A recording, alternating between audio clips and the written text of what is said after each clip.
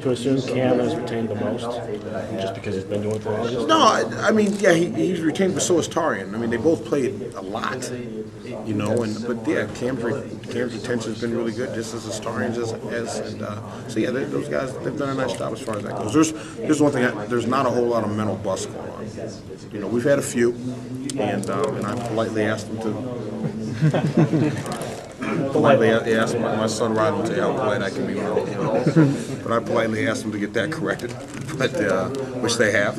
And in all seriousness, we haven't had many mental busts. But, you know, like I said, details of things, and just being in the right place at the right time. You talked about Brian's power. What would you say is Torian's best? You know, Torian's really smooth.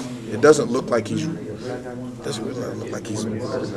grinding and really pushing himself, but all of a sudden he's gaining ground and you're not getting easy shots on him or big shots on him, I should say. He just kind of glides and very smooth in the way kind of some of his movements. And, you know, it doesn't look like he's really exerting a whole lot of energy to do stuff, but he's going. You know, and that's just kind of how he moves. Yeah, I think 2 lost fumbles by the running backs last year, and that's a stat that's been pretty positive for you as a coach. Why do you think your players? Because you don't play.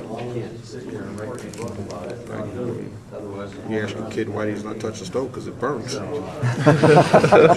hurts, right? Yeah. You don't foam, you want to play, you don't put the ball on the ground. It's a pretty easy concept. One area where maybe the returns weren't quite as positive, pass catching with the running backs. How do you think those three have progressed? They've done a nice job of catching the ball.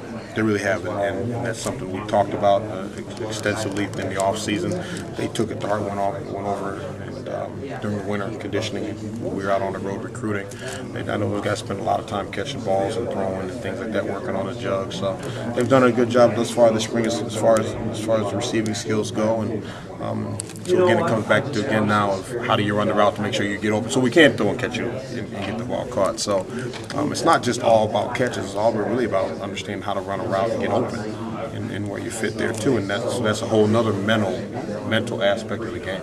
Is that sometimes an issue last year, running the right route so that the ball was where you wanted it to be? Not necessarily the right route, but the techniques, the fine-tuning of the route. I mean, if you say running the flat, we can all run it in the flat. Run a post route, okay, but how do you run the post route? How do you run the flat route? How do you run an out route? You know, breaking leverages down. Not almost, but just like a receiver would. You know, that was one of the key components when you go back a few years to Theo Riddick.